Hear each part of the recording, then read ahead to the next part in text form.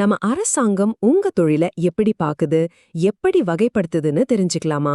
அதுக்குன்னு இந்தியால ஒரு அதிகாரப்பூர்வ ப்ளூ பிரிண்ட் இருக்கு.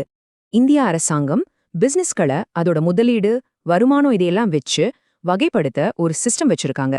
அதுக்கு பேர் தான் MSME ஃப்ரேம்வொர்க். இது ஏன் ரொம்ப முக்கியம்னா, இந்த வகைப்பாடு தான் உங்க பிசினஸ்க்கு என்னென்ன அரசாங்க உதவிகள் கிடைக்கும்னு முடிவு பண்ணும். இப்ப இந்த டேபிள பாருங்களேன். உங்க பிசினஸ் மைக்ரோவா, ஸ்மாலா இல்ல மீடியமானு ரெண்டு விஷயம் முடிவு பண்ணும். உங்க முதலீடு, அப்புறம் உங்க வருடாந்திர டர்ன் ஓவர். உதாரணத்துக்கு உங்க முதலீடு 1 கோடி ரூபாய்க்குள்ள இருந்து உங்க டர்ன் ஓவர் 5 கோடி ரூபாய்க்குள்ளயும் இருந்தா, ரெண்டுமே நடந்தாதான் நீங்க மைக்ரோ கேட்டகரி. சரி, இப்படி கேட்டகரியா பிரிக்கிறதுனால நமக்கு என்ன லாபம்? இந்த MSME ஸ்டேட்டஸ் உங்களுக்கு என்னென்ன கதவுகளை திறந்து விடும் பார்க்கலாமா? MSMEயா ரெஜிஸ்டர் பண்ணிட்டீங்கன்னா பேங்க்ல லோன் வாங்குறது ரொம்ப ஈஸி. கவர்மெண்டோட பல சலுகைகள், மானியங்கள் எல்லாம் உங்களுக்கு கிடைக்கும். இதனால சின்ன சின்ன தொழில்கள் எல்லாம் நல்லா வளரும். நிறைய பேருக்கு வேலை வாய்ப்பும் கிடைக்கும். இது உங்க வளர்ச்சிக்கே ஒரு பெரிய பூஸ்ட். ஓகே, இப்போ நம்ம பார்த்த எல்லாத்தையும் ஒன்னா சேர்த்து பார்ப்போம். ஒன்னு, உங்க பிசினஸுக்குள்ள செலவுகளை சரியா நிர்வகிக்கிறது.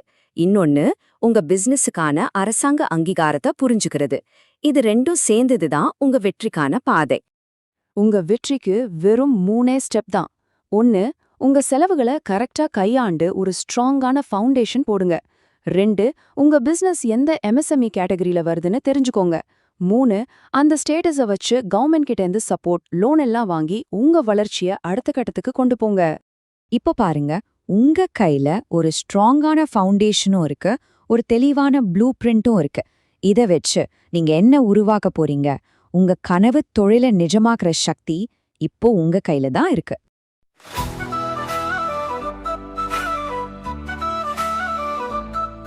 John Bosco.